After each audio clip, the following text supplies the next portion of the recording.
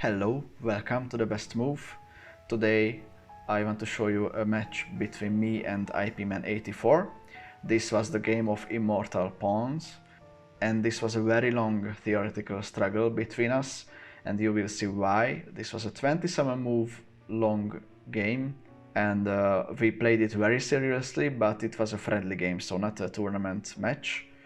But I would like to show this to you because this was really insane and I really enjoyed it. So let's get started because this will be a long one.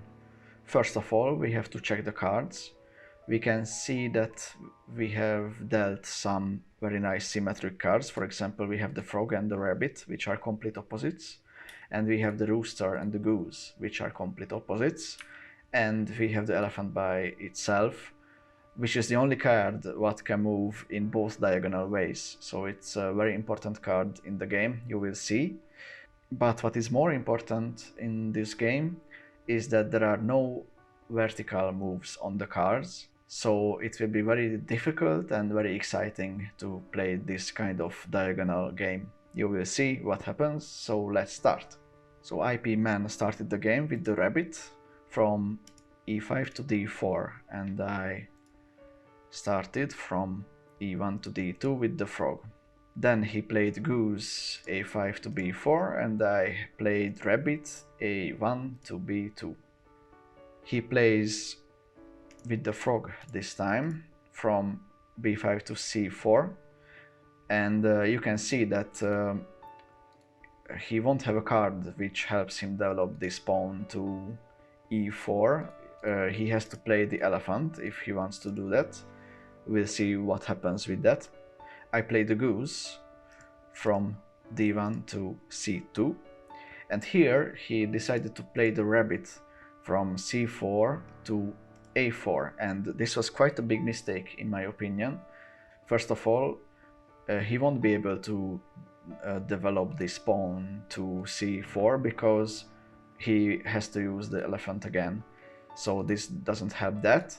But also this weakens the b3 and the d3 squares, and this will be quite important in the beginning, you will see that. I finish my development with the frog, and he finishes his development also with the goose.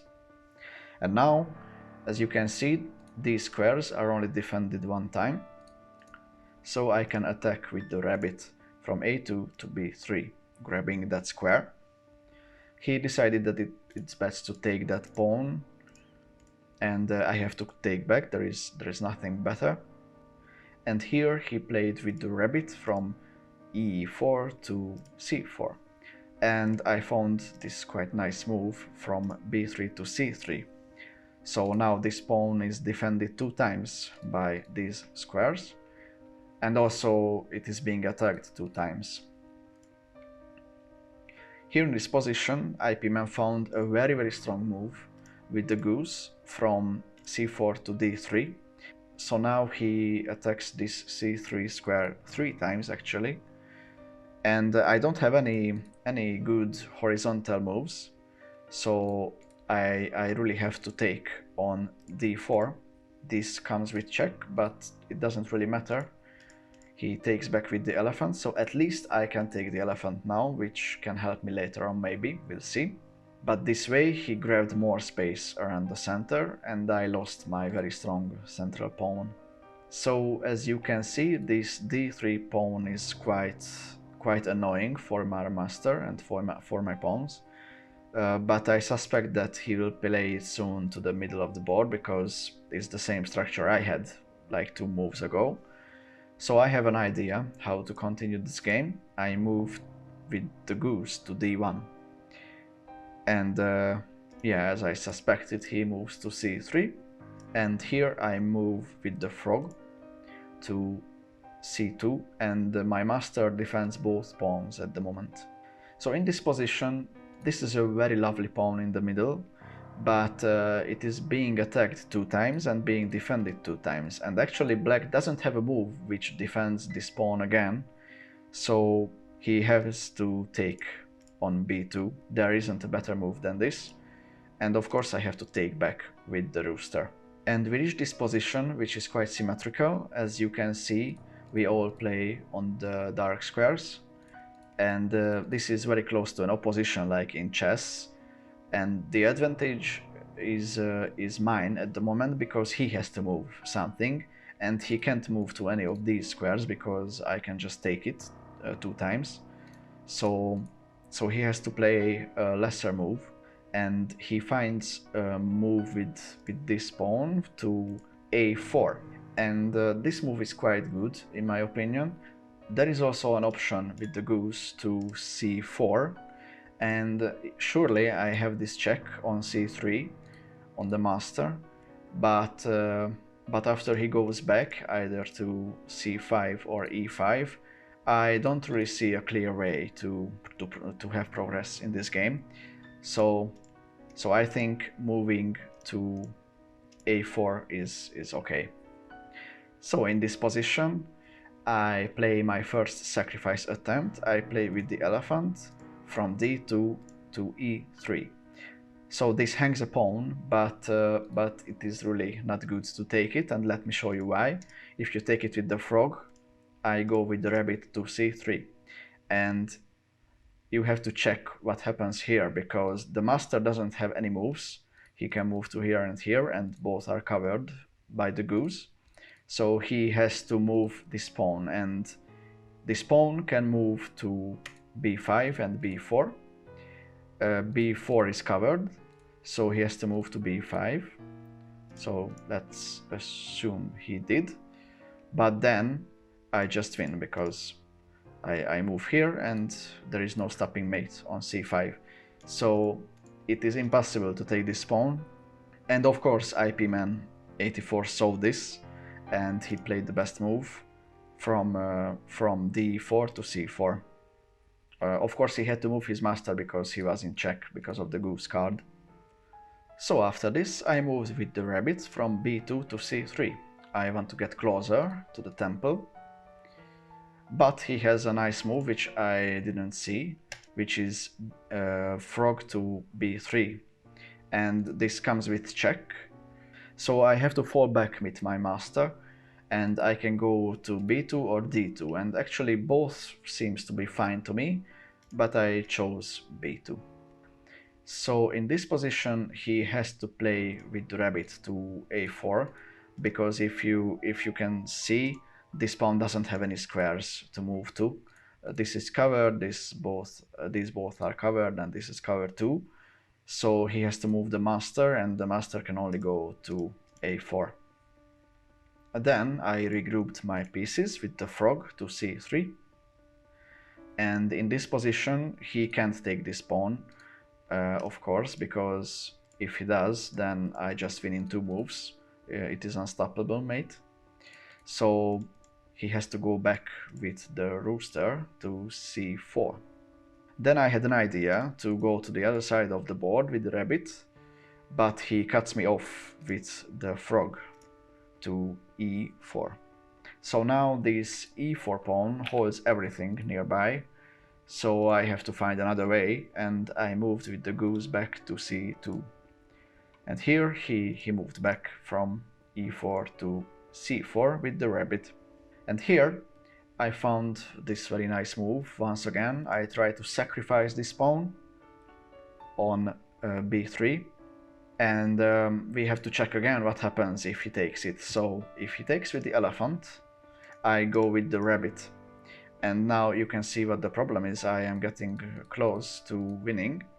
For example, if he doesn't hold this square somehow, like he plays this move for example, I can just take it and win in 2 moves. I step to d5 and back to c5 in the next turn, so it's not good. So in this position he has to move something else. So for example, this is a possible option, but then I take b3, and here you can see the problem of the lack of vertical moves in this game. So these are both covered by the elephant. So he has to move back with any card, it doesn't really matter, and I just follow him. And here, wherever he goes, I go the opposite side. So for example, If he goes here, I go here and win on the next turn. So taking this pawn is impossible. He played to b4 instead from a4 with the master. And it is also very important to note that I cannot take this pawn at the moment, because if I ever take it, he can take it back, and now he has opposition, and the elephant holds both these squares, so I can't approach the position any further. So instead of this, I have to move something else, and I move with the frog from c2 to a2. Now if he takes, I can take back, but he doesn't take. He moved with the rooster to c4 to d4. And in this position I have to decide between two moves actually. So I can go to b2 or to c2 with the goose or the rabbit. So let's check what happens if I move to c2 with the rabbit.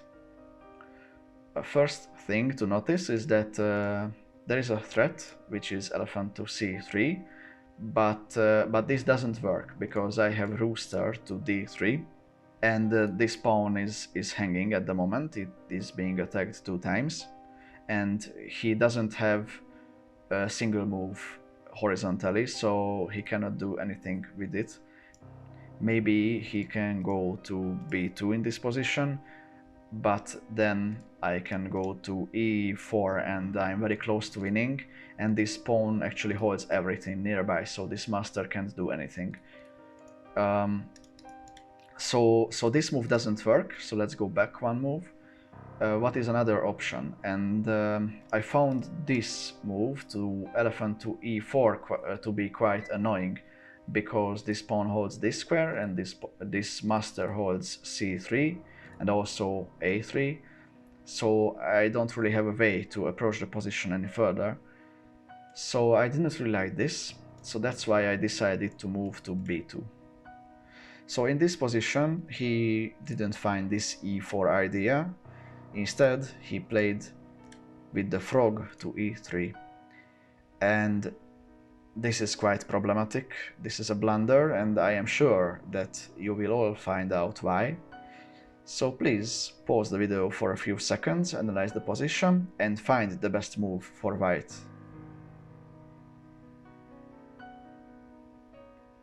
I'm sure that you all have it right.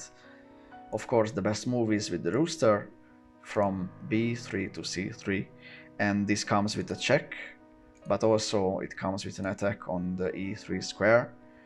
So I'm winning this pawn and he can't do anything about it. He moved with the goose to c4, and I took his pawn with the rabbit. And he had this attempt with the rooster to b3, but my master is very well placed on b2, so it holds everything. So I just come back with the frog. Then he moved back with the master. He's being checked at the moment, so he has to do something about it. And in this position I moved with the rooster to c2, and the idea is that basically if he goes this way, I can go this way. So this pawn is very helpful. He holds everything nearby, and I just have to go the other way than he goes. So this is again an opposition situation, which is quite rare in Onitama, but it happened like 3 times in this game. So it's quite interesting in my opinion. He played with the frog to e4, but this actually runs into forced mate. I played with the goose to b3, and he has no moves here because he can move to these squares, and this square is covered by the rabbit, and this square is also covered by the rabbit. So what he did was actually with the rooster to d3, and I took with the rabbit on d3, and I won the game by the way of stone. So that was the game. I hope you enjoyed it. It was quite a long one, 27 moves, and I'm quite tired at the moment, so I will see you soon in the next video. Goodbye.